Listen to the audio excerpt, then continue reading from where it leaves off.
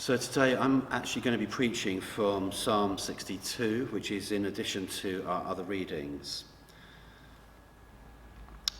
And I'm going to start at the first verse and go through to the end, which is 12 verses. Truly my soul finds rest in God. My salvation comes from him. Truly he is my rock and my salvation. He is my fortress. I will never be shaken. How long will you assault me? Would all of you throw me down, this leaning wall, this tottering fence? Surely they intend to topple me from my lofty place. They take delight in lies. With their mouths they bless, but in their hearts they curse. Yes, my soul finds rest in God. My hope comes from him. Truly he is my rock and my salvation. He is my fortress. I will not be shaken. My salvation and my honor depend on God. He is my mighty rock, my refuge.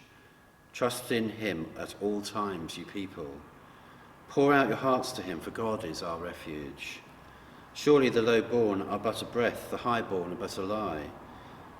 If weighed on a balance, they are nothing. Together they are only a breath. Do not trust in extortion or put vain hope in stolen goods. Though your riches increase, do not set your heart on them. One thing God has spoken, two things I have heard. Power belongs to you, God, and with you, Lord, is unfailing love. And you reward everyone according to what they have done. This is the word of the Lord. So we're going to be looking at this passage in both services today, both at this service and at the 10:30 service.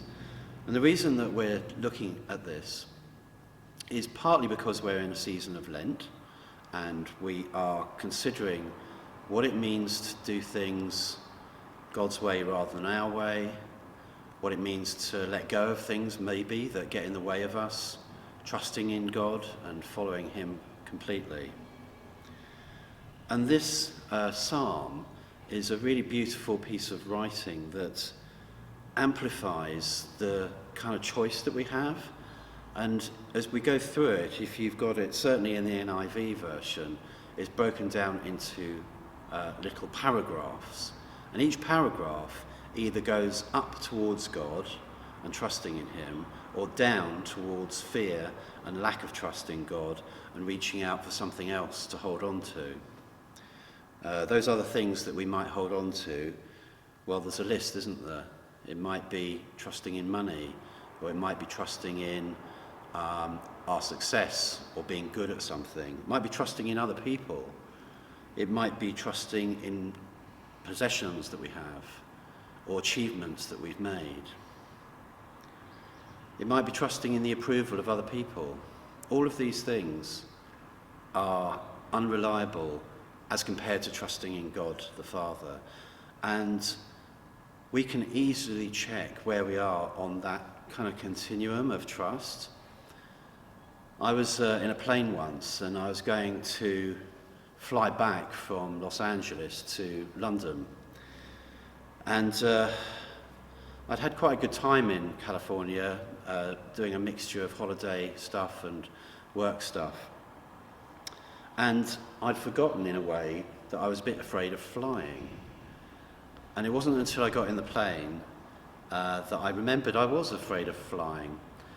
Now, what this fear did, it meant that I did something that was completely irrational, which is I decided to trust in my own ability that if I just held on to the seat, the side of the seat, or if I didn't jump up and down or go too sort of strongly when I was walking up and down the cabin, that the plane would stay in the air. Okay? Now, the problem with this is that not only is it irrational, but it's kind of putting my trust in that instance in my own ridiculous abilities, which were of no consequence actually in whether the plane was going to stay in the air or not. And although that's a fairly ridiculous example, I think it's something that we can easily do in our lives, which is we can be holding on, we can be doing these kind of things that we think will somehow make it better for ourselves, and we can reach out for something that we think will make it all right. And it's just irrelevant in the scheme of things because we're held, as it says actually at the beginning of this passage, inside a fortress, the fortress of our salvation. Did we create that salvation? Did we create the fortress? No. No, we didn't. We're just the happy beneficiaries of something that's already been given to us. Just like me being in a plane, I couldn't do anything about how that plane was operating. And that plane was essentially my fortress that took me from A to B over a long distance. I may as well have just settled down and trusted in the process, because for all that stress and effort and worry, it made absolutely no difference to what's happening or where I ended up. None at all. And yet I burnt up all this energy kind of reaching out for things and worrying. So I think we can tell where our trust is when we ask ourselves the question, where does the power reside? Does the power reside in things or in our efforts? Or does the power reside in God? And although I know we know what the right answer to that is, how does this actually work in practice for us day to day as we go about our lives? So I think this is a great psalm to read and to come back to and maybe spend this week reflecting on, because it also refers to one of the things that I think easily destabilizes us and causes us to fear and not trust. And that's the fear of what those people are doing, what they might be saying, what they might be thinking. It talks about that a bit in here. They take delight in lies. Who are they? It doesn't say who they are, just those people. And we often get very worried about those people, don't we? Wondering what those people might be saying about us, thinking. So I think in this week, we are still in Lent. We're coming nearer to Easter now, but this is still a great time to reflect on what do we put our trust in, and for us, where is the real power? And we'll know where the real power is, because the real power in our lives is what kind of moves us in a direction. It's what kind of propels us this way or that way. And the ultimate answer is that power belongs to you, God. And with you, Lord, is unfailing love. And there's a lot more we could talk about with this, but I just want to say for now that power and love are two sides of the same coin. If you have power without love, you have dictatorship.